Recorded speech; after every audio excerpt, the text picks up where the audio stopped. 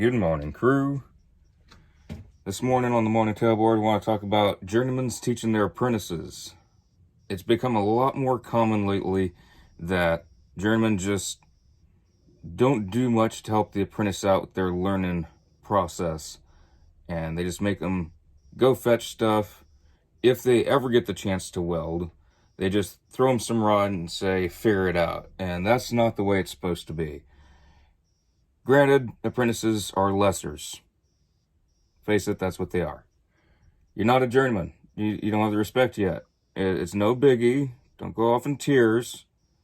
You're not a journeyman yet. You got to earn that. But also, in order to get there, apprentices need to learn. And the way they do that isn't just from a union school or from a company's classroom. It needs to be from the journeyman. That's the best way an apprentice can learn. And lately, it's not been that way. And it's quite sad. It is why some apprentices leave sites, because they don't learn anything. There's no way to earn respect, to get better on the job site. Because if you don't learn, you can't do better. It's the journeyman's job to get stuff done, but also to aid their apprentice in getting better. For me, okay, some of my apprentices, they're really stupid punks and they need to go. But others, they show a lot of potential, so I try my hardest to help them out, whether it's with blueprint reading, sometimes just basic math. A lot of folks coming out of school, they cannot do basic math. Not their fault at all. It's the school system's fault, and they just don't know. Don't fault your apprentice for not knowing math. They just weren't taught it, so help them out. Doesn't mean you have to be tutoring them once you get off work for 5 hours, but shoot, help them out a little bit. Give them a site. Let them know how to use fractions. Do something to help them out. It's sad the school system didn't teach them that, and if they're clueless, it's not their fault. They're not trying to be stupid or nothing. They just need your help. That's what you are there for, is to help them out to an extent. I don't mean go overboard. That's not your job. But help them out some. Give them a lending hand a little bit. Teach them a little bit of fractions. You got a tape measure on you.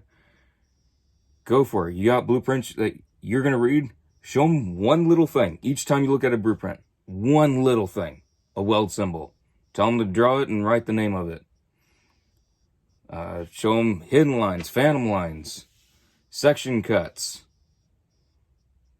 anything really, different types of metal, what you can do with it, what you can't do with it, welding rods, welding wire. There's so much you can do. If you just do one thing a day, it can help the punks out so much more than what some journeymen do, which is nothing.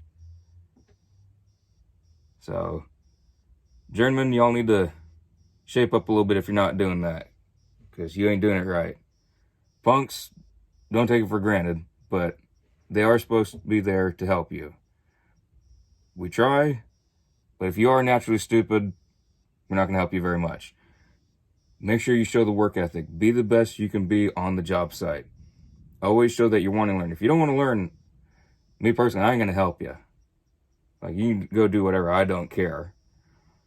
Doesn't mean I am paid to necessarily do that. That's not my full job title. I like helping my punks out with learning. But if they don't want to learn, I don't give them any extra stuff to work with.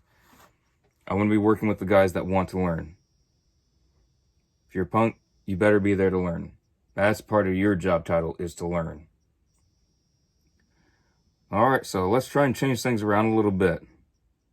Let me get squared away here.